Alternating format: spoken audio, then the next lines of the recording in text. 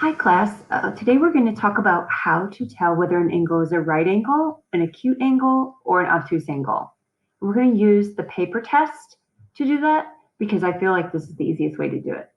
Now you can use a little card or a little piece of paper as long as it's a perfectly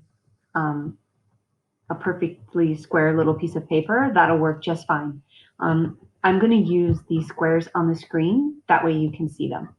So what you do is you'll take the paper or the little square, and you're going to line it up perfectly on one side of the angle.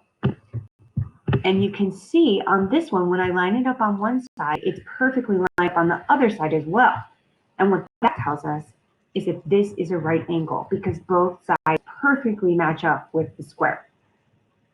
Now, when I try the same test with the acute angle, I'm going to again take the point of the square and put the point into the point of the angle,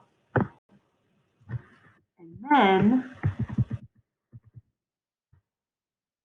make sure it's lined up perfectly on one of the sides.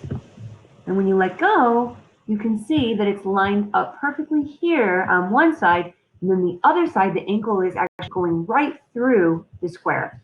When that happens, you know that it's an acute angle. Now, with the obtuse angle, when we line it up perfectly on one side, you can see it's lined up perfectly on this side. The point and the point are in the same spot. They're lined up right together. But then on this side of the square does not match with this side of the angle. This angle is sticking out past the square. And when that happens, you know it's obtuse.